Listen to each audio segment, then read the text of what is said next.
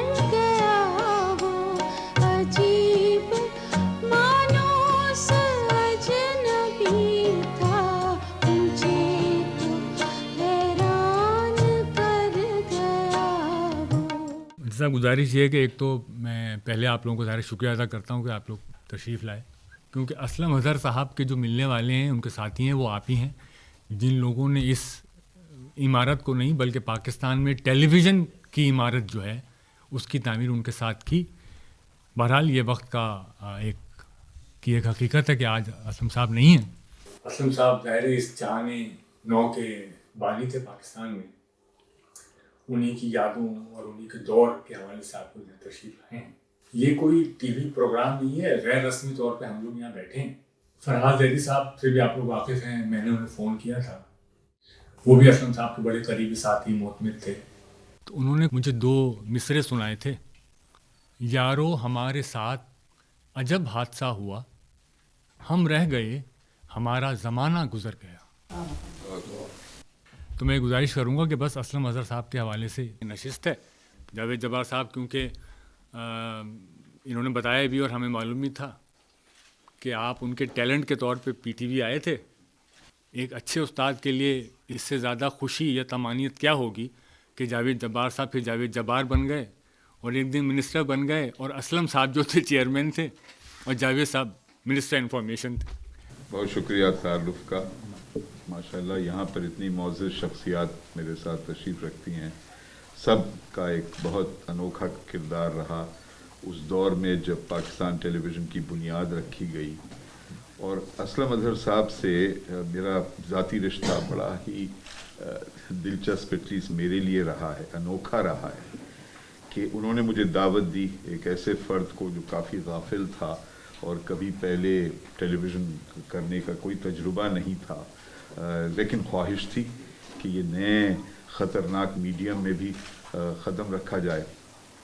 تو وہ قدم بعد میں آیا 60s میں، ایک بہت ہی منفرد شخصیت کی حیثیت سے وہ کراچی کے سٹیج پر ابھرے، اور مجھے یاد ہے ہیملیٹ کا رول ادا کیا۔ تو اس وقت بھی انہوں نے بڑی متاثر کی اپنی اداکاری سے اور اپنی ہدایت کاری سے۔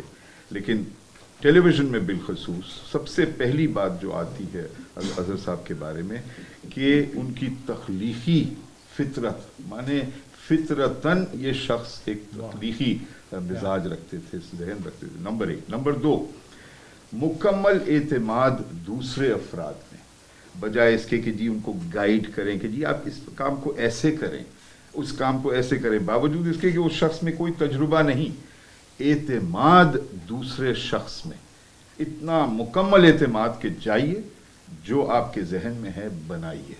आहा, वो आज़ादी, वो एतमादी मुझे फिर कभी नहीं ये तजुर्बा हुआ, और बिलखसूस एक रियासती इदारे के सरबराह होते हुए, क्योंकि रियासत का कोई भी इदारा हो वो तो नहीं चाहते कि जी आप चू से हूँ करें, बस जो आपको लाइन दी गई है उसके मुताबिक चले। तो उसके बिल्कुल बरक्स थे असलम अजहर। और तीसरी बात, जब दूसरा रिश्ता था हमारा एडवर्टाइजिंग में, मैं कुछ पाकिस्तान के बारे में बाहर करता था मुल्क से बाहर, तो उसमें भी उन्होंने जो इजाज़त दी पाकिस्तान टेलीविज़न को प्रोजेक्ट करने की। और फाइनली और आखिरी बात, हालांकि बात आखिरी नहीं होती लेकिन इस नशिस्त के लिए, कि एक अजीब वक्त आया कि मैं बेनज़ीर भुट्टो साहिबा के काबीना में, आज़ाद मेरे पास चार्ज था, मिनिस्टर ऑफ स्टेट था, बेनज़ीर साहिबा मिनिस्टर थी, तो वो बने फिर चेयरमैन पाकिस्तान टेलीविज़न और पाकिस्तान ब्रॉडकास्टिंग। तो मिनिस्टर खुद एहतराम किया करते थे हमारे चेयरमैन का, ज़्यादा बनिस्बत रिवायती तौर पर चेयरमैन इज्जत करें मिनिस्टर का। तो ये मेरे लिए इज्जत की बात थी कि हमारे दौरे काबीना में वो चेयरमैन बने।